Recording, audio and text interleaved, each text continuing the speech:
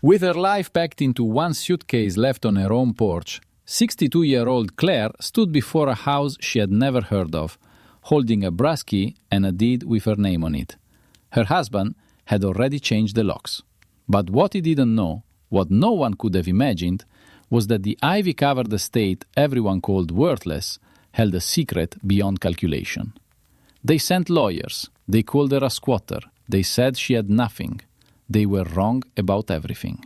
This is the story of how a woman given nothing was left everything, how a forgotten house became a sanctuary, and how a life spent holding the hands of strangers finally led her home. If this story moved something in you, hit subscribe and drop a comment below so I know you're out there.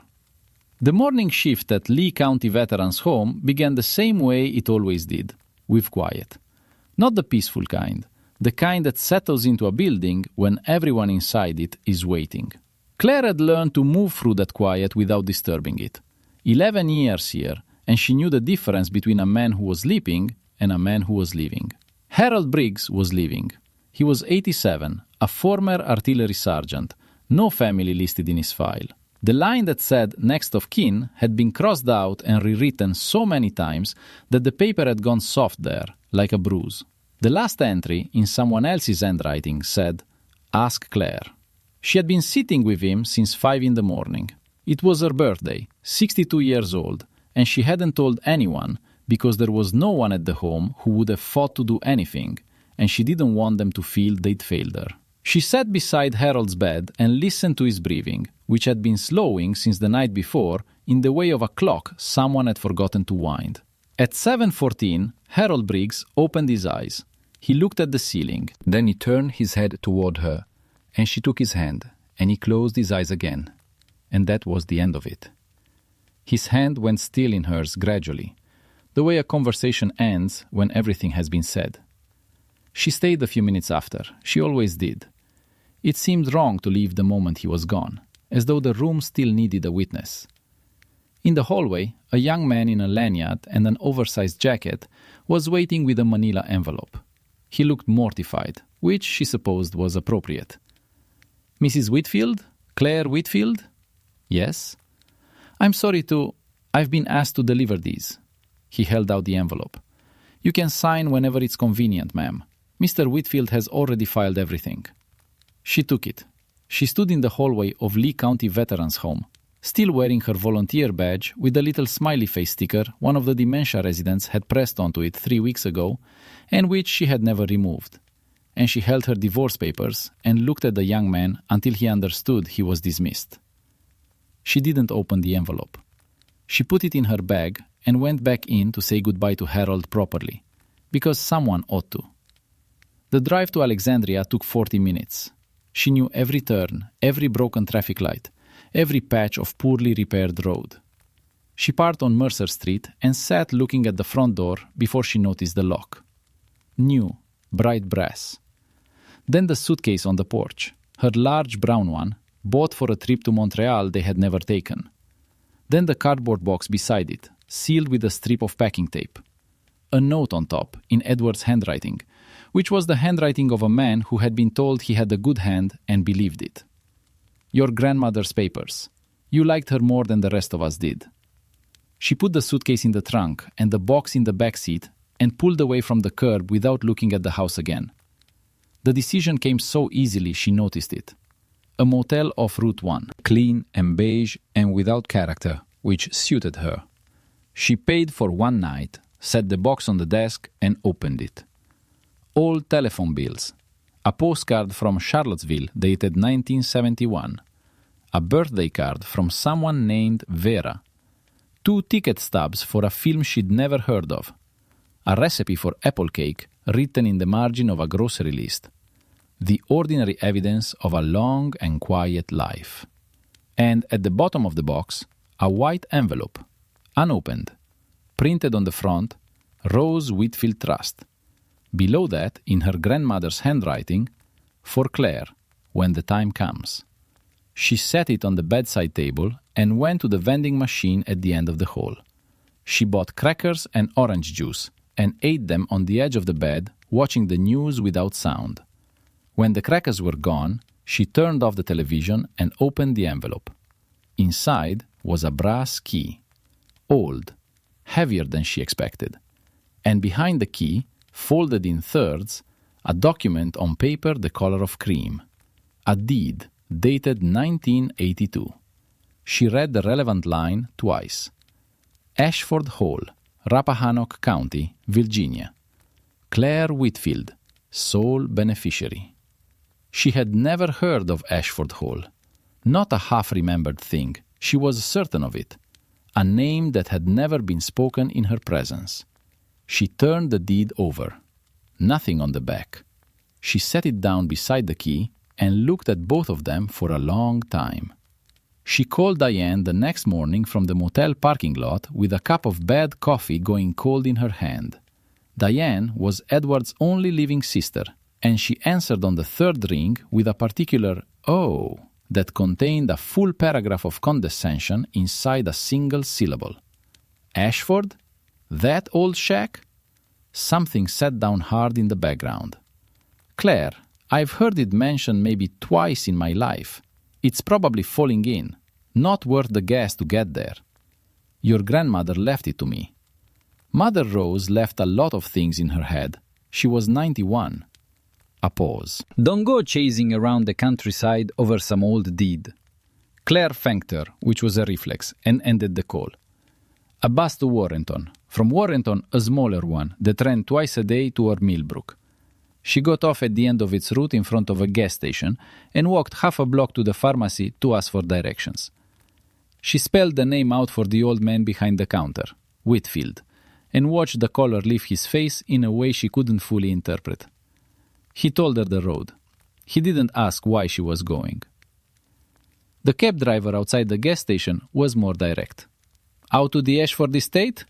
He looked at her in the rear view before she'd finished asking. Not after dark. It's 4 in the afternoon.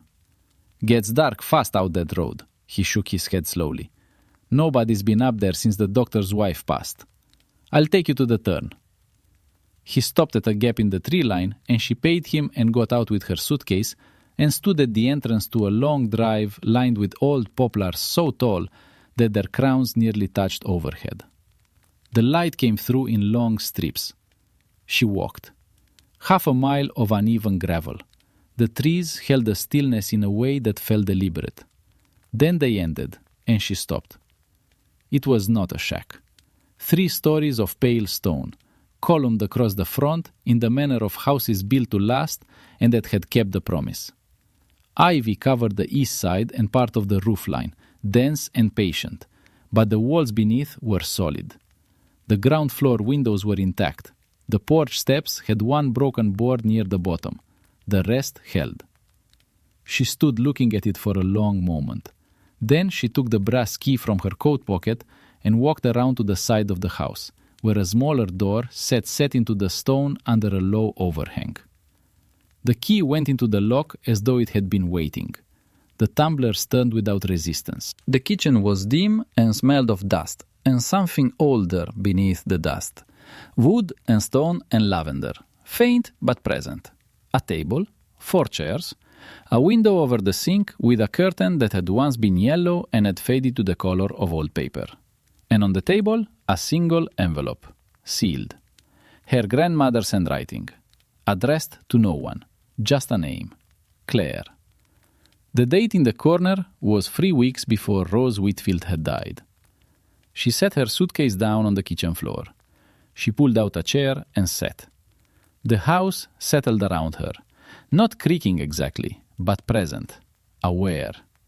She put her hand flat on the table and felt the grain of the wood and the particular solidity of a surface that had been in one place for a very long time. Outside, through the faded yellow curtain, the last of the afternoon light was going. She did not open the letter yet. Some things deserved a moment first. The letter was written on 3 pages of pale blue stationery, with a thin border that had been Rose's one small vanity. The handwriting was deliberate and even, the way a woman writes when she has decided that every word is going to count.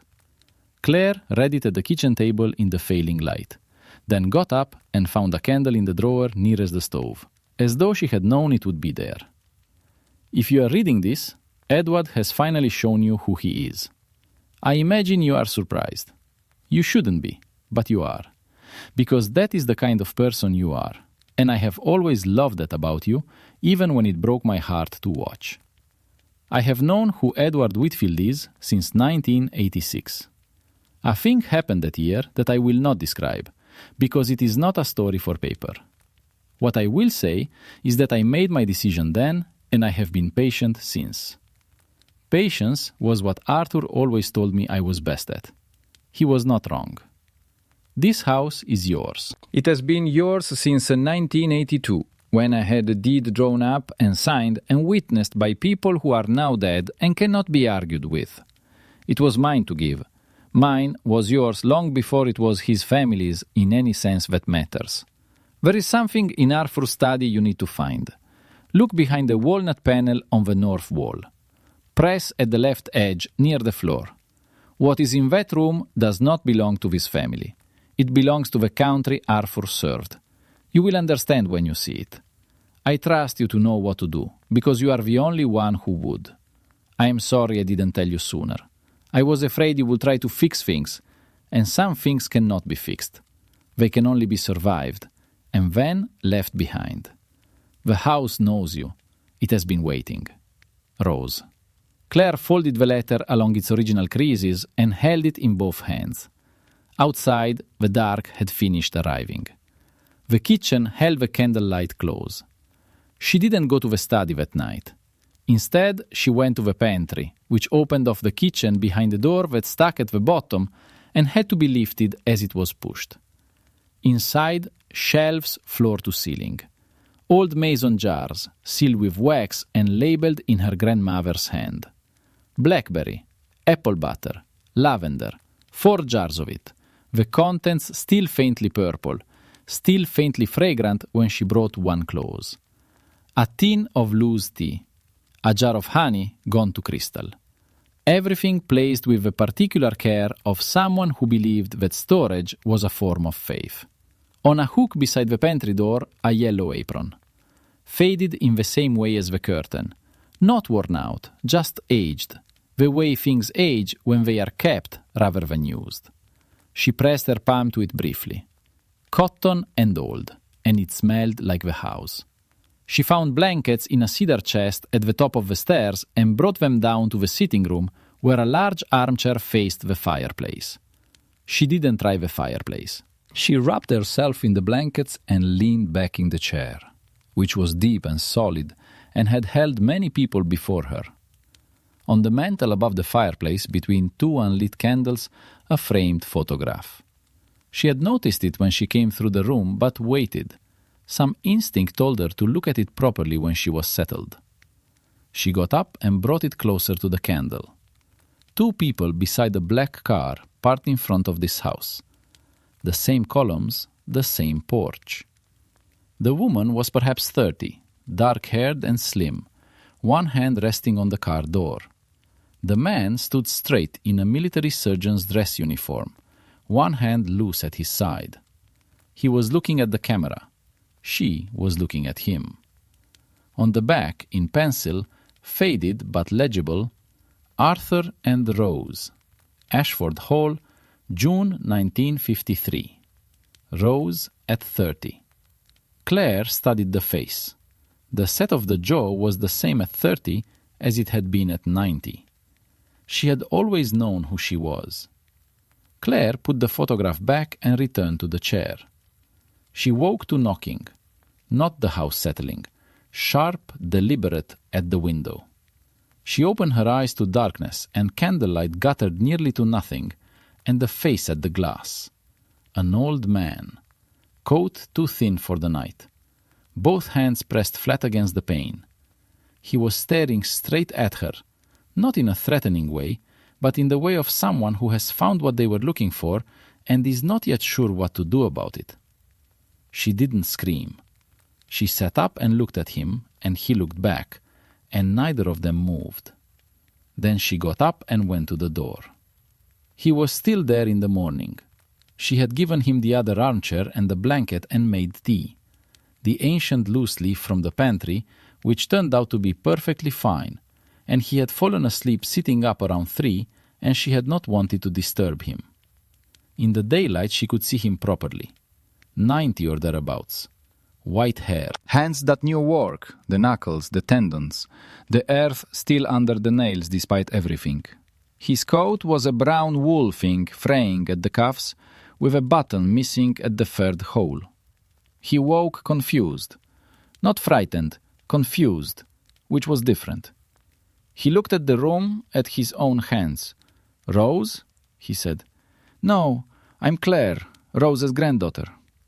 Something moved across his face that she recognized from 11 years of sitting with people. A searching, a trying. "I don't remember how I got here," he said. "That's all right. Is Rose home?"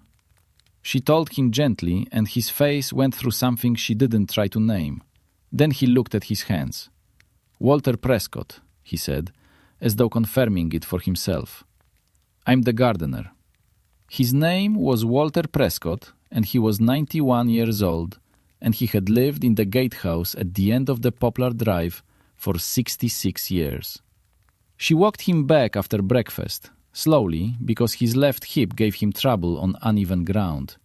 He carried a piece of old fencing post he had shaped into a cane, worn smooth at the grip. The gatehouse was 1 room and a half, with a bathroom added on later in a way that didn't quite match. But the room itself was organized with a kind of quiet discipline.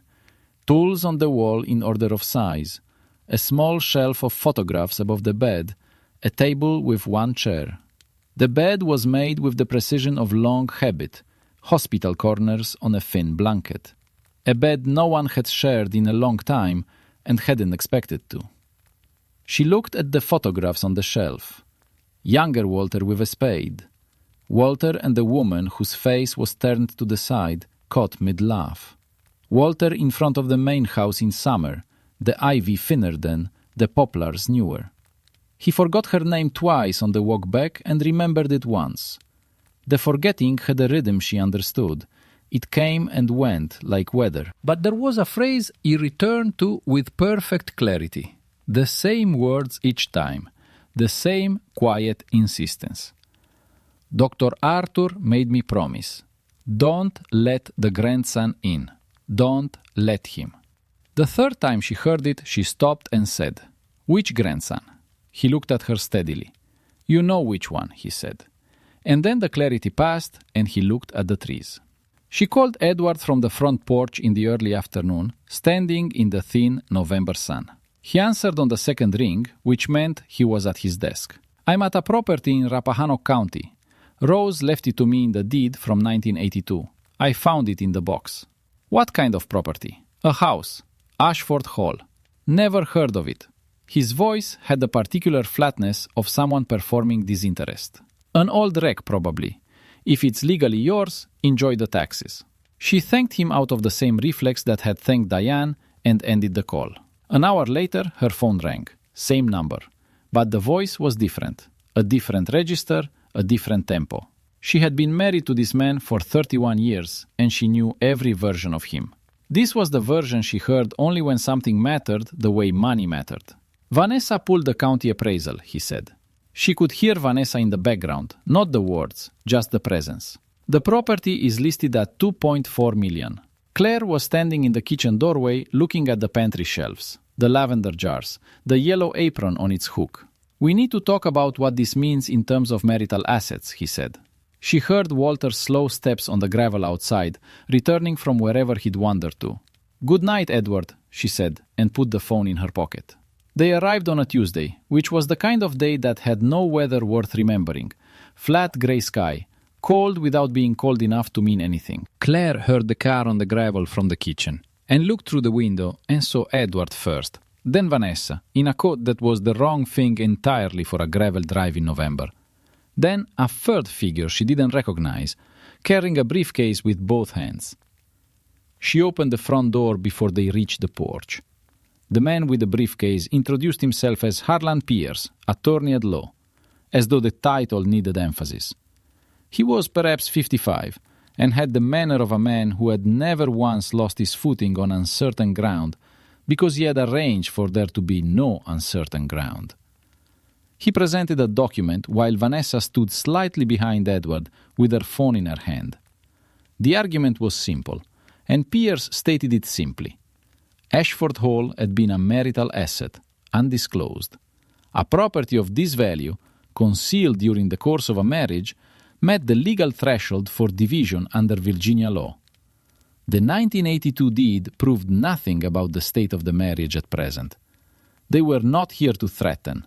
They were here to negotiate. Edward did not look at her once during this. He looked at the porch railing, the columns, the roof line, taking inventory. The hearing in Warrenton was 3 days later.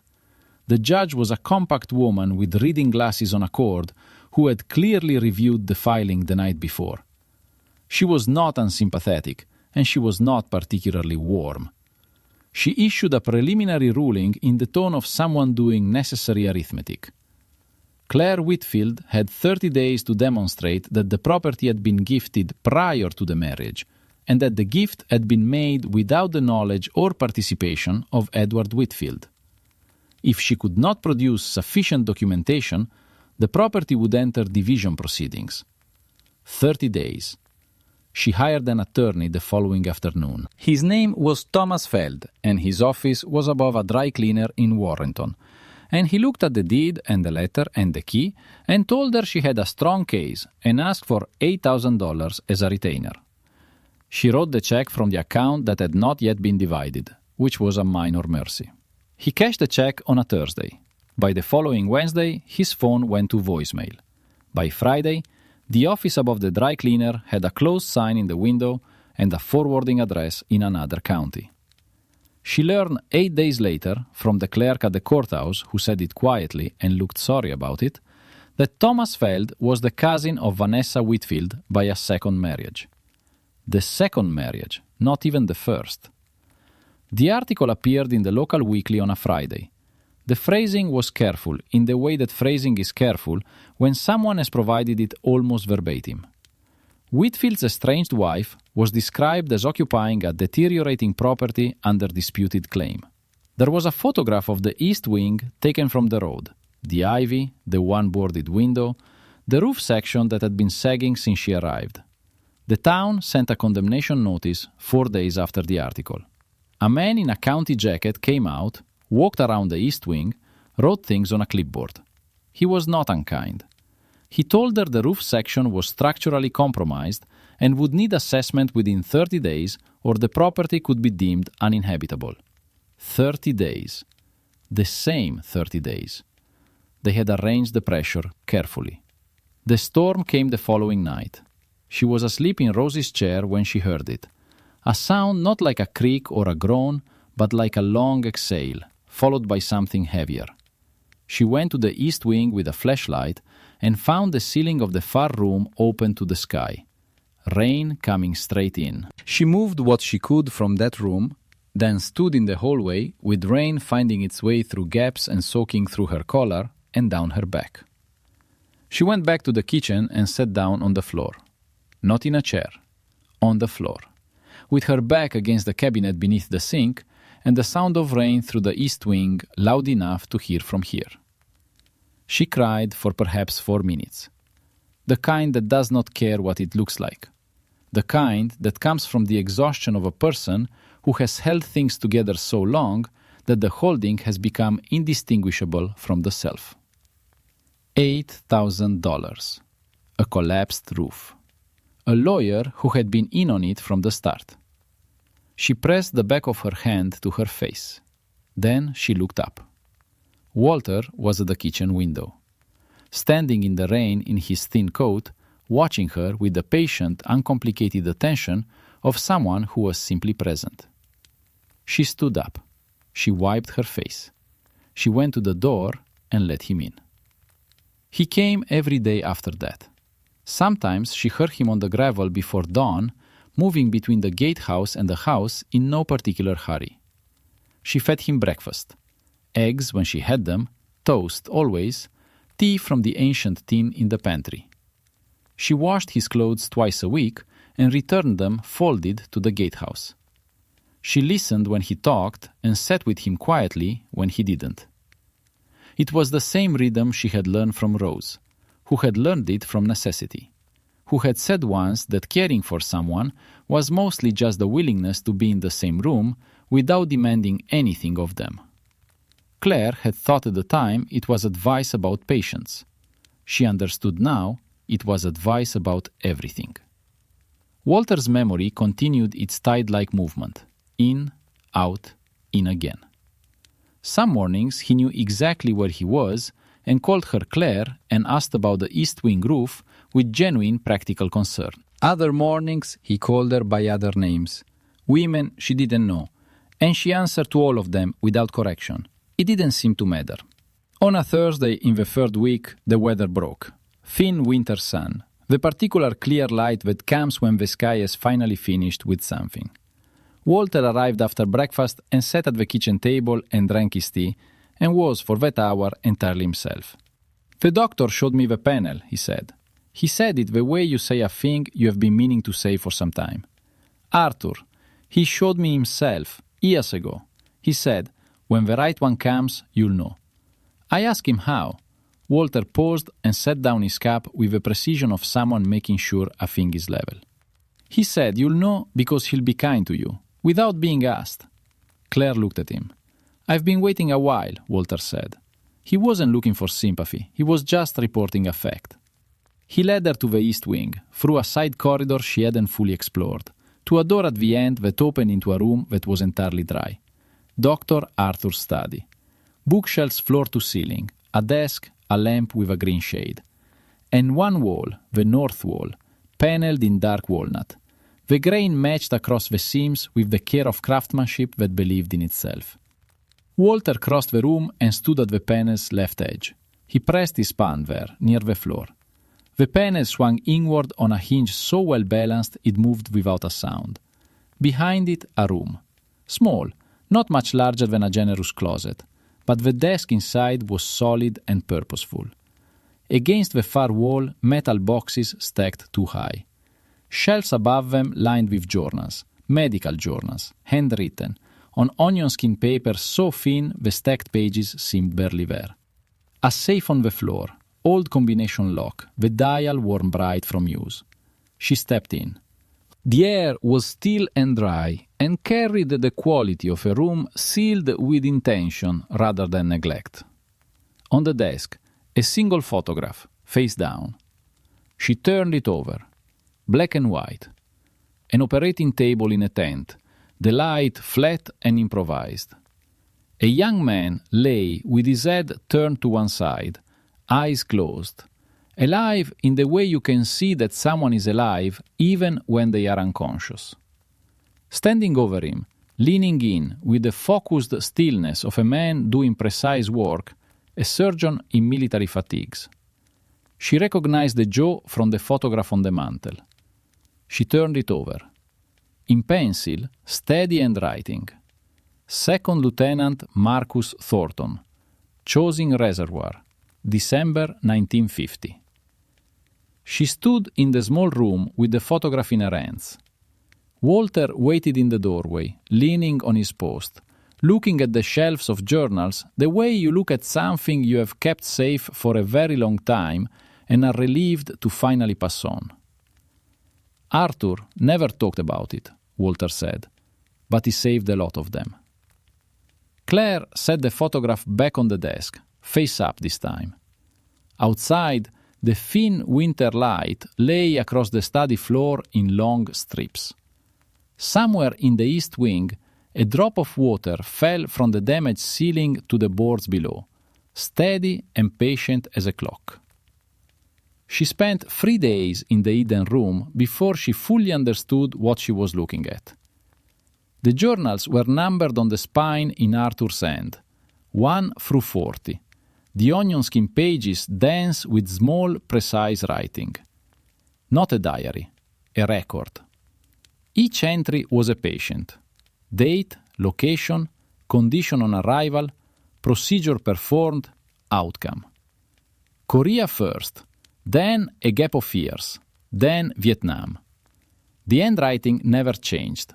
the same steady script in a field tent in 1950 as in a hospital outside Da Nang in 1968. What he had done, she began to understand, was not simply practice medicine in a war. He had developed things, techniques for working fast under bad light with inadequate equipment on men who should not have survived the transport. She was not a doctor and could not follow all of it, but she could read the outcomes column. She could count the names. She counted the names. On the fourth day, she found the correspondence. A manila folder near the back of the second metal box, rubber-banded and labeled Pentagon 1986, in Rose's writing, not Arthur's. Inside, a letter on Department of Defense letterhead addressed to Dr. Arthur Whitfield, Ashford Hall, Rappahannock County. The offer was formal and careful. The Army Medical Department, in coordination with the Smithsonian Institution, wished to acquire Dr. Whitfield's surgical archive for permanent preservation and scholarly access. The collection was described, in language she suspected was chosen conservatively, as historically significant. Arthur's response was a single page. She read it twice. I am grateful for the recognition, and I do not dispute the value of the archive. My hesitation is personal rather than institutional. My grandson has grown to adulthood under the impression that I was simply an old man in the country, and I have not yet corrected him. I am not certain I have the heart to do it, while I am alive to see his face.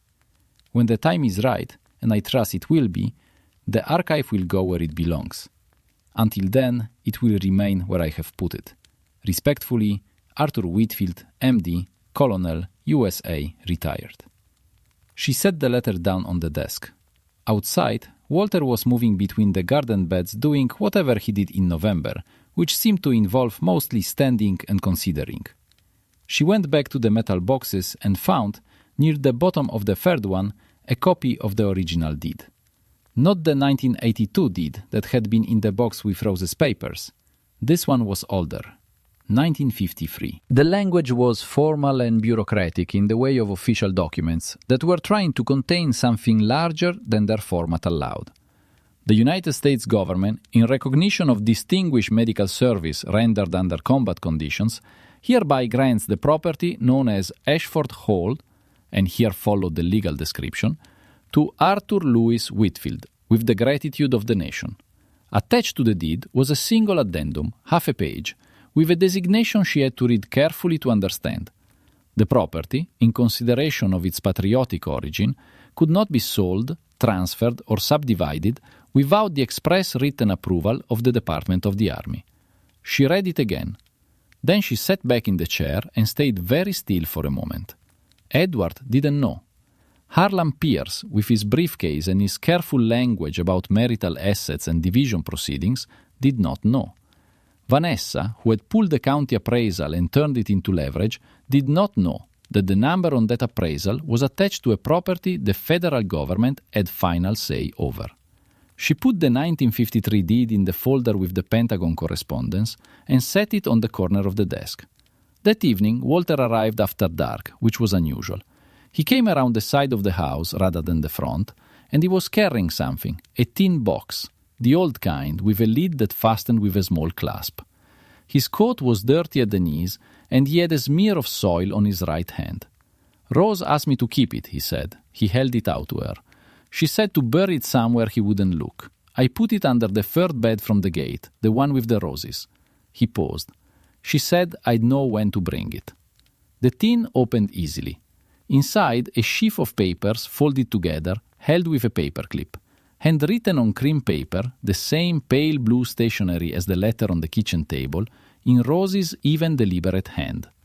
A will. 3 pages. Each page initialed at the bottom. The final page signed in full with a date in 2017, and beneath the signature 3 more. A neighbor named Carol, a woman from Rose's church named Adeline Marsh, and a notary stamp from affirming Culpeper. Perfectly drafted, perfectly witnessed. Claire held it in both hands and felt something in her chest that was not quite relief, something older and quieter than that, like a door that had been bolted from the outside, finally opening from within. Judith Hargrove had an office on a side street in Warrenton with a wooden sign that needed repainting and a waiting room with 2 chairs and a plant that was doing its best. She was perhaps 35, with the manner of someone who had learned early that competence did not require announcement. She listened to all of it without interrupting: the deed, the federal designation, the Pentagon correspondence, the will with the 3 signatures, the tin box buried under the rosebed. She took notes in a narrow-line notebook with a pen that she kept clicking closed absently while she listened. When Claire finished, Judith said, "I want to take this case. I should tell you I have very little left in the account they haven't contested." "I know." She clicked the pen again. "My grandmother lost her house in a dispute like this. Different facts, same mechanics. I was in law school." She looked at the window, then back. "I'm not doing this as charity. I'm doing it because I know what this kind of case needs, and I think you have it." She paused. "Pro bono. I'll file by the end of the week." The new claim arrived 2 days later. Elder abuse, alleging that Rose Whitfield had not been of sound mind when she drafted the handwritten will in 2017.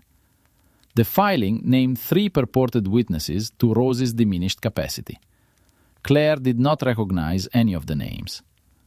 Judith, when Claire called her, was quiet for a moment and then said, "They're going to argue the will is invalid. If they succeed, it falls back to the original estate question, and we are in worse position." Another pause. "The hearing is in 10 days. We need proof of Rose's clarity in 2017, not character witnesses. Proof." 10 days. That night, Claire went to bed in Rose's chair and woke at 2 a.m. with a feeling she had learned to pay attention to. The kind that comes just before you realize something is wrong. She lay still and listened. The house was quiet. Then she took the flashlight and went to Arthur's study. The room was exactly as she'd left it. The photograph on the desk, the journals on the shelves, the metal boxes. She stood in the doorway and looked for a long time before she understood. It wasn't that something was missing. It was that things had been moved, very slightly, and then replaced. The second metal box was an inch forward from where she kept it. The folder with the Pentagon correspondence had been turned, the label now facing the wrong way. Someone had been in the room, had looked, had chosen not to take anything, which meant they were assessing, not stealing, deciding what to do next. She closed the panel and went to check the doors, all locked from the inside. She didn't sleep again before morning. Walter disappeared on a Wednesday. She found his tea untouched at 7 a.m, which was the first sign. By noon, she'd walked the property twice and checked the gatehouse 3 times. By evening, she called the county non-emergency line, which took her information with the indifference of an institution that had handled many such calls and knew most of them resolved themselves. Thursday came and went. She kept the kettle on. She left the gatehouse unlocked. Friday morning, she was on the front porch with her coffee when she heard the gravel. Walter came up the poplar drive in the thin early light, moving slowly and carrying with some difficulty a large canvas duffel bag that he shifted from hand to hand every few steps. His coat was dirty. He looked tired and satisfied in the way of someone who has completed a long task. "Walter," she went down the steps to him, "where have you been?" He let her take the duffel bag, which was heavier than she expected. "Rose asked me to keep these too," he said. "Different place from the tin. I had to remember where." He said it simply, without drama. The 2 days of searching condensed to a single sentence. She set the bag on the porch and opened it. VHS tapes. 15, perhaps 20.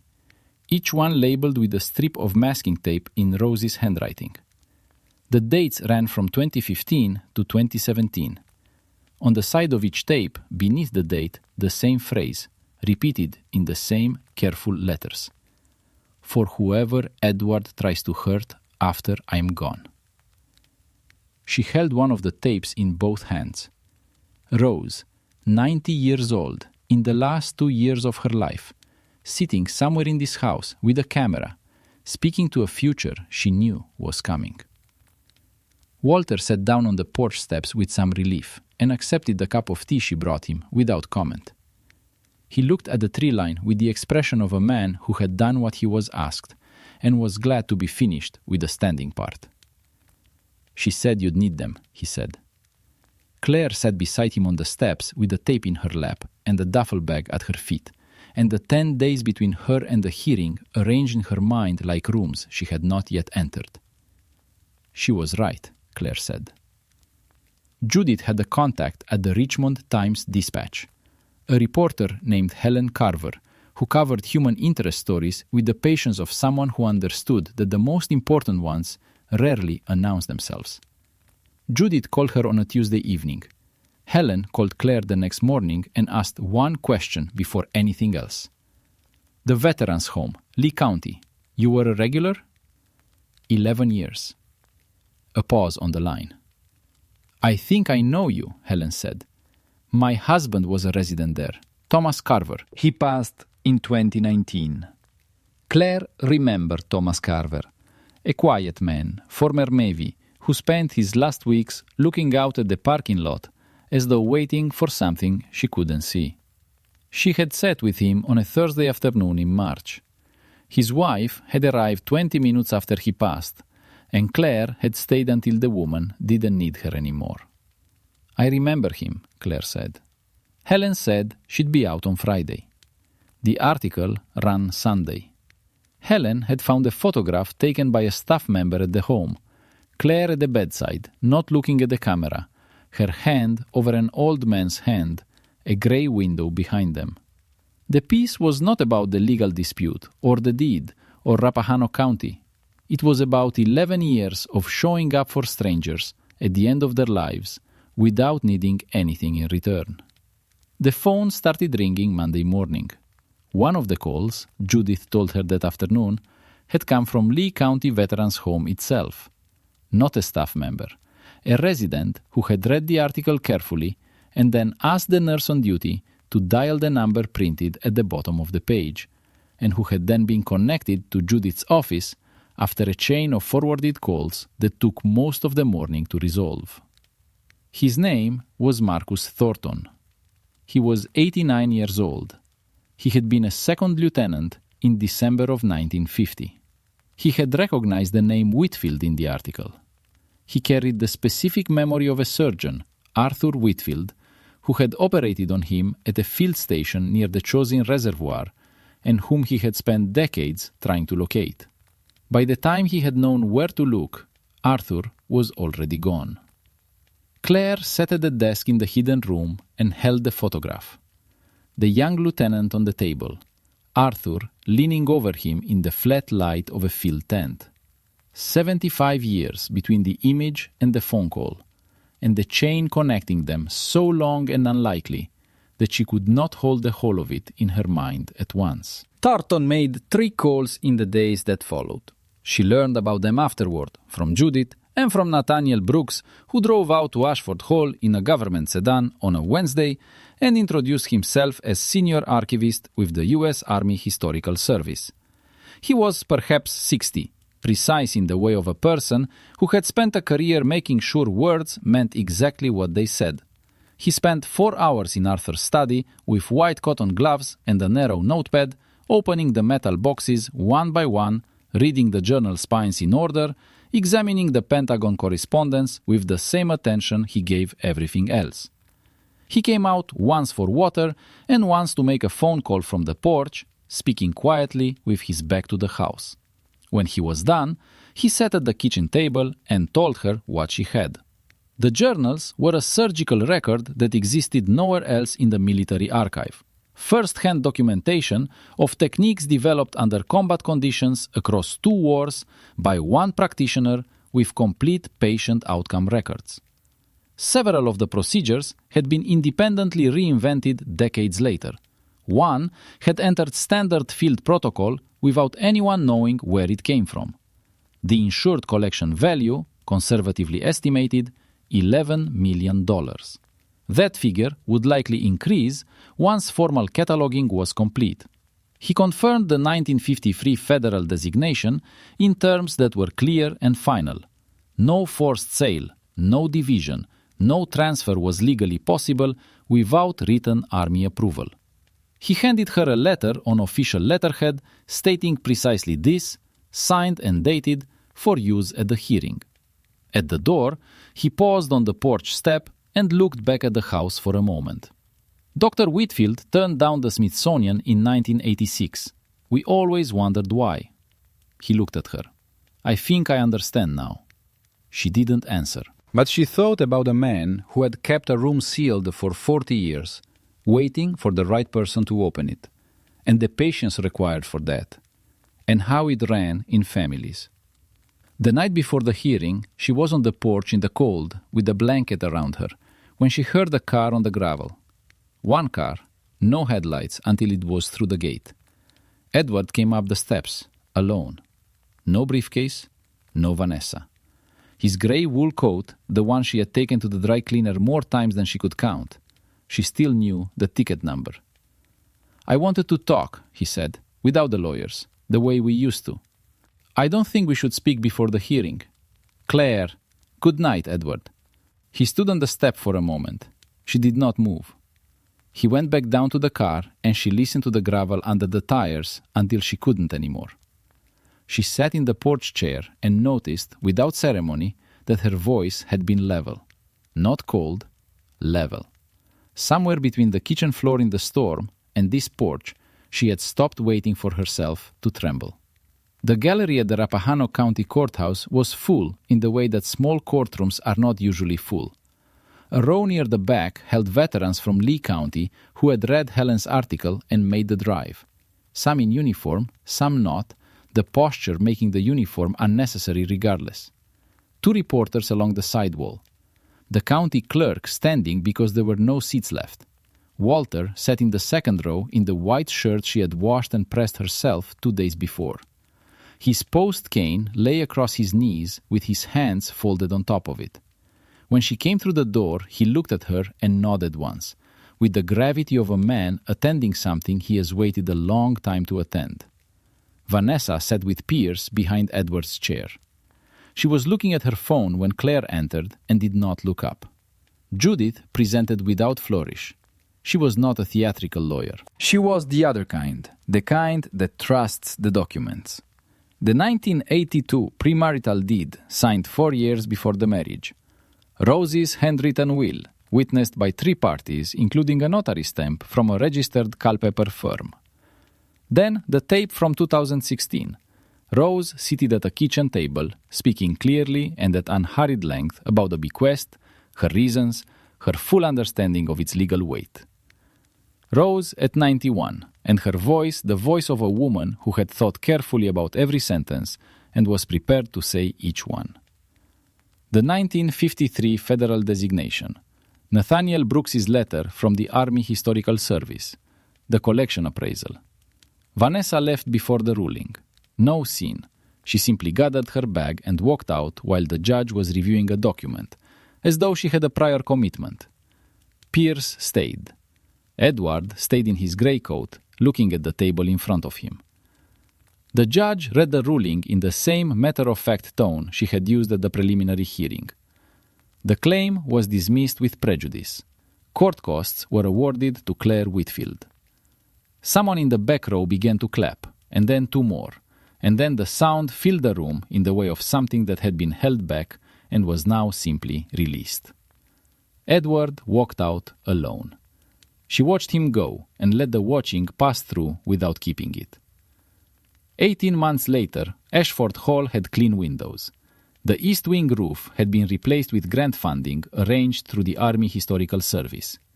Arthur's library had been catalogued by a Smithsonian team over 3 weeks in the spring. She had fed them lunch every day and learned more about military surgical history than she had anticipated. A reading room for researchers. 8 bedrooms with good light. A garden Walter had designed long ago and that was, now, simply being used as it was meant to be. The first resident arrived in October. She had prepared his room herself, the one facing the poplars. Lavender from the garden on the sill. A warm bulb, the lamp, borrowed from the sitting room.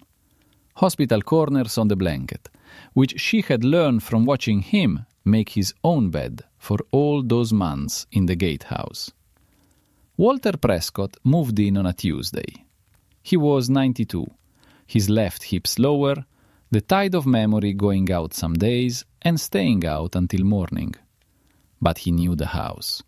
He walked the garden beds on good days with the unhurried expression of a man reviewing work he approves of. On a Friday in November, Claire sat with him. Quiet the way the home had always been quiet. Not empty, present. His breathing had been changing since the day before, and she knew the rhythm, had known it for 11 years before she ever came here. She held his hand and did not need to say anything. He passed at 9 in the morning, when the light through the poplar window was the color of the light in the photograph on the mantel. She stayed a few minutes after. Then she went to the porch. November dark came early, but came clear. Stars already showing at the edges, while the horizon still held the last of the blue. She sat in Rosie's chair with the blanket around her shoulders and looked at the drive and the gate and the road beyond the gate. She thought about Harold Briggs, whose file had said, "Ask Claire." About Thomas Carver watching the parking lot for something she couldn't see. About Walter making his bed with hospital corners for 66 years in the gatehouse at the end of the drive. About Rose at a kitchen table in 2016, speaking to a camera with full knowledge of who would eventually need to hear her. She did not feel that something was waiting to begin. She did not feel she had reached an end without knowing where she was. For the first time in 62 years, she felt she was standing exactly where she was meant to be. Not because something had been given back to her, though things had, but because she had finally stopped moving away from herself long enough to notice where she was. The stars came out fully. The poplars were still. She pulled the blanket closer and stayed.